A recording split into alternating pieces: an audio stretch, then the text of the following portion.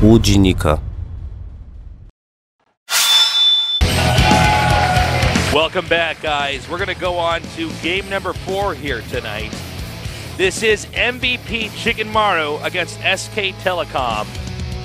Right now, it's up to Dark to close us out. It's up to Seed to bring us to the ace match.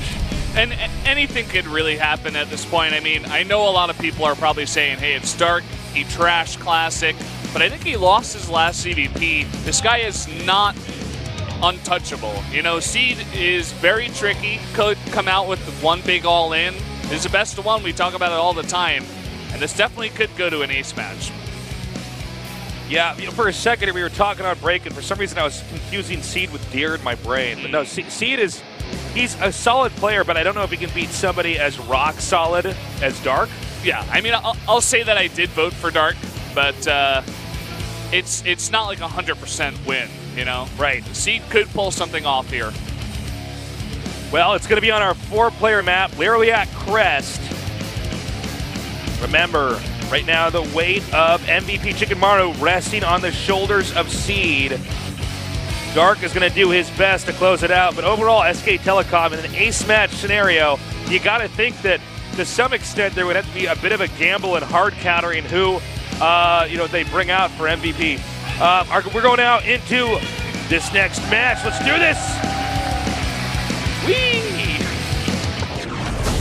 Sick outro by me, huh, Valdez? That was awesome. Thank you.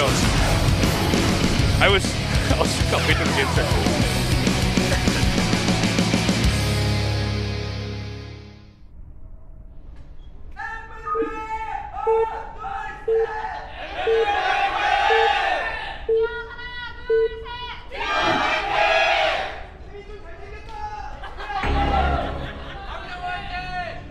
Down here in the bottom left, in the teal, Seed. Sharing the same side of the map in the upper left, it is Dark. Yeah, back in that intro, I was trying to figure out how to make it like all hype and stuff, and I couldn't quite like hammer it together in my brain and get it out. And so eventually I'm like, all right, the game's gonna go. Whee! Whee! Whoopee! We slid down the slide into this game.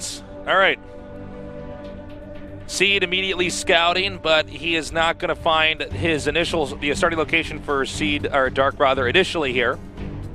Yeah, kind of unfortunate. This is what we talk about with 4-player maps. You can get unlucky with your scout if you do scout the opposite way. And a lot of times you have to tailor your build around stuff like that, so that, some people would say it's unfair. No, it's not. It just changes the way the game operates early on. You have to have more bases covered, not Starcraft 2 bases, but metaphorically you have to have more of your bases covered. Dotting your I's, crossing your T's to make sure that you're ready for anything in case you do get that late scout, which it does look like Seed is going to be getting this time around. For Zerg, he goes pool into getting a hatchery here. Pretty common for Dark, in fact. I think he's done this a lot against Protoss. Likes the early aggression he can put on with the early link speed. Especially on a big map like this, can get over to the Protoss base very fast, put on that pressure. As I was saying, you can break down the rocks at the back door, as we're seeing here. There's a lot of stuff you can do with Lings early on. It also offers you a lot of safety. Just in case the Protoss is doing something crazy. He knows he's playing against a guy that he is heavily favored against. He just wants to make sure that he doesn't die to anything weird. Okay, the probe does come in here for the scout. Sees everything is quite standard right now. The Nexus is coming down along here, and the Cybernetics core is going to finish. I assume it's going to be a Stargate opener unless there are any surprises here. Of course. Sorry, please go ahead. Getting that Adept out first, as I think you were going to say there. Just wants to make sure he can ward off any Lings, especially he knows this is a pool first. So going to get that, can block his ramp and just be out on the map and scout a bit with that Adept. And it's actually 2 more gateways after the Adept with a nice wall in here to make this a pretty inaccessible location right now. As the game goes on, Mothership Core is now out. Yeah. And let's see if he actually does any kind of pressure build. Sometimes when you get additional gates like this, he might get a robotics facility as well, or maybe get Blink. I mean, it's hard to say. I was going to say, that could just be for safety. You want to set up your wall. You can get a bunch of extra units, stuff like that. But especially in terms of the player's seed, it could be something a bit more sinister, sneaky. Sneaky. Yes, sinister. Sinister if you're the Zerg. Yeah. Yeah, I mean, it kind of looks like just an older Wings of Liberty build, except you don't have the sentries trying to push out here. So yeah, he just gets the 3 gates and then gets a Stargate a little bit later. Sometimes when you do the later tech on the Stargate, they're not ready for an Oracle, for instance, and you get just as many kills as you would have early on. Now the other interesting thing this could be, I suppose, is if he adds a second Stargate and gets out a huge number of Phoenixes and just goes mass Phoenix at depth. We've been seeing that a bit more often in PvZ. We saw it in that game, Stats versus Rogue. Obviously, the bases were a lot closer then, but we've seen it on Runes of Ceres between Super against Rogue. It's definitely an option for Seed if he wants to try to all in against Stark.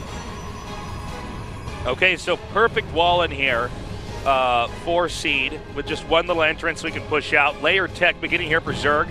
And the Overlord, being quick, does actually spot there that there is one Stargate making the Phoenixes. Along with this is Adepts pushing out. Now, he might send this one Phoenix out here to pick up Queens as he begins to harass. But meanwhile, here for Dark, Massling's coming up. And definitely a good thing he canceled there, because he would have spawned right on top of Lings hatching. Yeah, I was about to say, if he went for that, that would be a big mistake. I think Seed a little bit smarter than that. Is just going to pull back. Knows the tendencies of Dark. We'll probably just, as you were saying, clear out the skies, get as many Overlords as possible, and then just try to expand if he isn't going to go for some kind of timing or all-in. But Dark very smartly pulls back the majority of his Overlords. Does not want to be losing much. He already saw the Stargate, as we were saying, so is very prepared for the Phoenixes that are coming out of Seed. I don't believe I've casted a game with this build specifically for Protoss.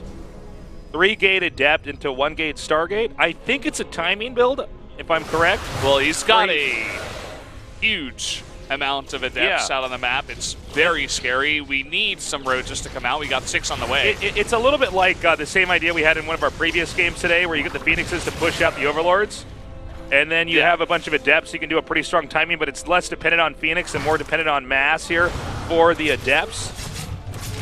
Canceling there at the last second. Not going in there. I may be mistaken, but I feel like a good Zerg would always hold this. He's adding 3 more gates, so this is not an expand. Yeah. And Dark knows about this. He's actually got a unit to check the third base. Oh, dude, this is so sick. He's getting a Nidus, okay? So if he does hold up the timing, he can counter with a Nidus right here, right now. Or maybe it's some kind of timing, when the Protoss moves out. I'm not totally sure, but what I can... Oh, my God.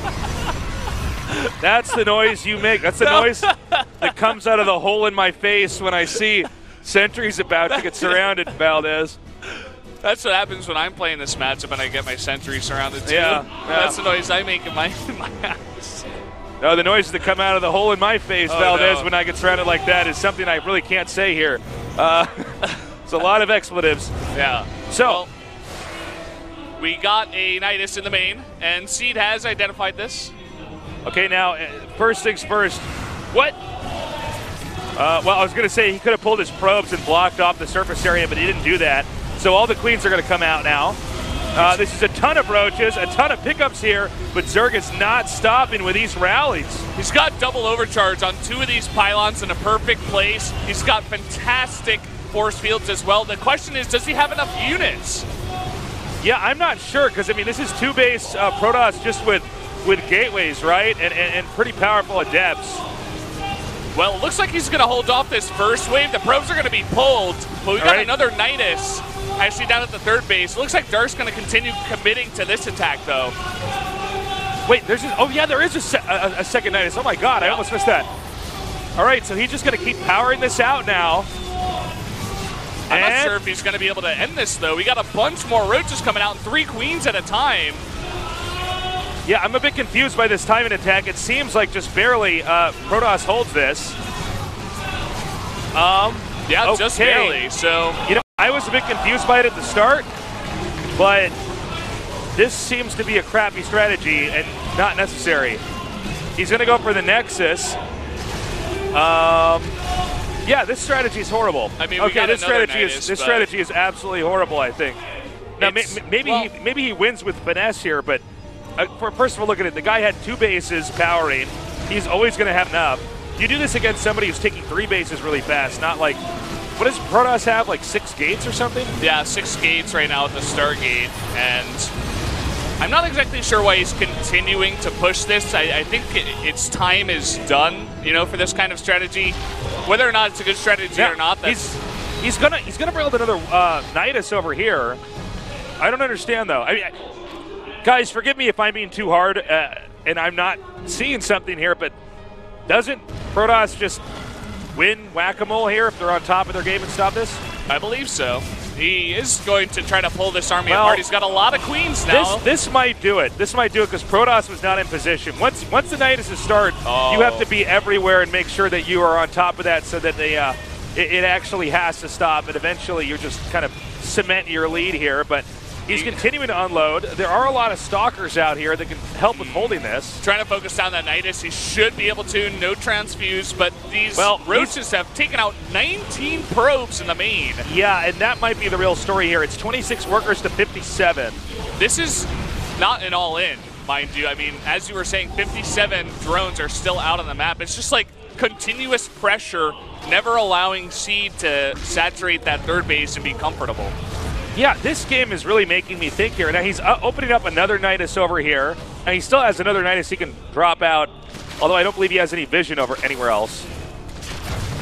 Yeah, and these Phoenixes are out of energy, basically. They got maybe 1 more lift in them, so he's really just pulling Seed apart. Seed's economy is now in shambles, and he is going to lose his 3rd base. I was critical of this strategy, but I guess the execution was really what won it for Dark. I have to say, though, I'm still surprised. There's a couple things that really make me question what we saw here, but, I mean, I guess a win is a win here. He's got enough roaches. It's 130 supply to 68.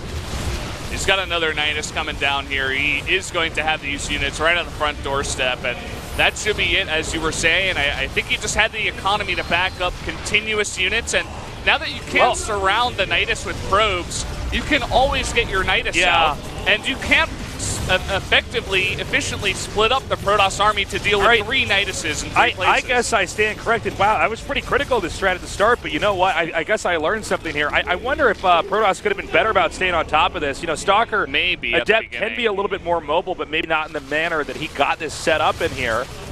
And at this point in time, especially with the corrosive bile being shot down here.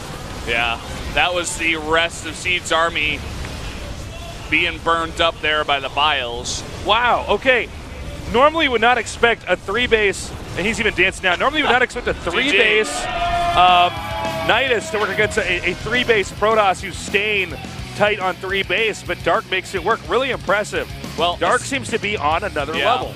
Especially with that map, it's so hard to get down to the 3rd base, and with the commitment to Phoenixes as well, you only will have so many lifts. So he used a lot of them in the first Nidus, and as long as Dark could continuously put out the pressure, as he could with an economy of 57 drones to back it up, it's basically never going to end, and Seed is eventually going to run out of resources, and Dark will eventually find the hole in the defenses. Nicely done there by Dark. That's going to wrap it up. 3 games is a win. Yep, that's it. SKT taking out MVP 3-1. Gumio taking out Classic in kind of a wonky first game, a bit of a base trade. And from there on out, it was Innovation, Sue, and Dark all crushing. I got to say, though, this was a pretty tall order for MVP Chicken Maru to ever beat SK Telecom.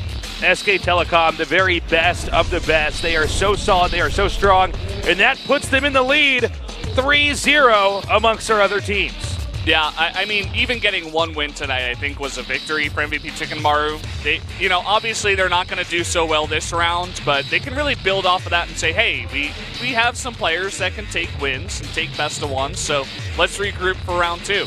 Jin Air Green Wings right now. A lot of people really rooting for them, but they're having a hard time so far in Pro League 2016. Well, they're definitely facing some of the harder teams. Going down to KT tonight, definitely not helping them out. Rogue as well, one of their big hitters, not playing up to his level. Kind of disappointing. All right, guys, that does it for tonight. We do not have an interview. We are short on time here at the Nexon Arena. Thank you for joining us from Valdez and Tasteless. We love you. We'll see you tomorrow. Good night.